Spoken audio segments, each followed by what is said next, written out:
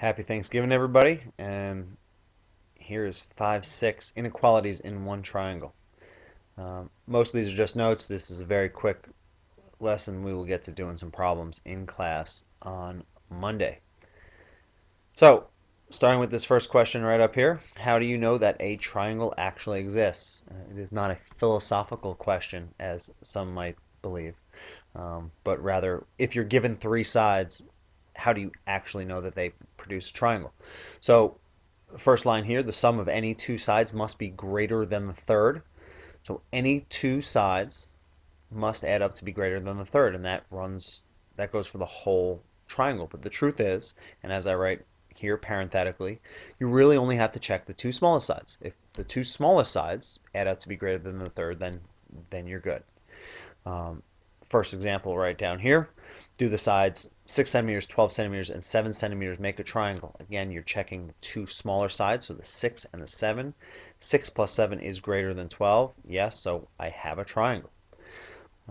The way I like to think about this, and these questions do come up in strange places, but I like to think about it for the drawbridge, like producing a triangle. I mean, if you had three sides here, let's say this one up here is 2 inches.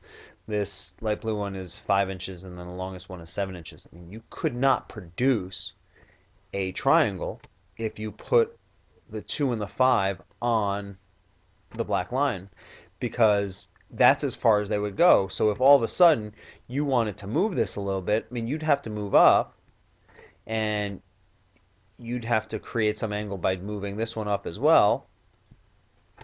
And there's a little piece missing. I mean, you can see that little gap in there.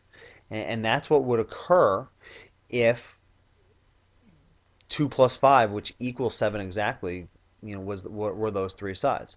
So you would not have the opportunity to produce a triangle there. So that's the first question down. Second question in this section, what do you know about the side lengths and angle measurements in any triangle? Well, very simply, the longest side is opposite the largest angle.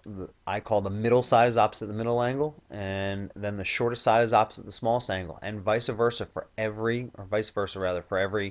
one of those. If you end up getting the shortest side, you'll know it's opposite the smallest angle, sort of thing. These are very common questions. We're going to get into some tough but very good questions come Monday, but obviously something else we're going to be interested in knowing. And lastly here is the exterior angle inequality theorem.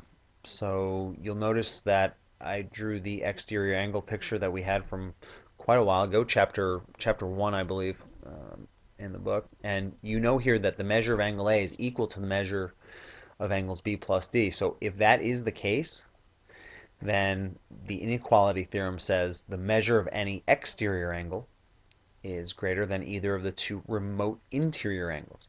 So it's saying that A is definitely greater than B, or A is definitely greater than D. And we have that written over here.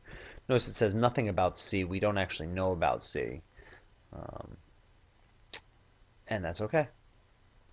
So those few minutes worth is all of section 5, 6. Please take those notes, and there are no problems to do, but come to class prepared on Monday. Have a great rest of your holiday break. Bye-bye.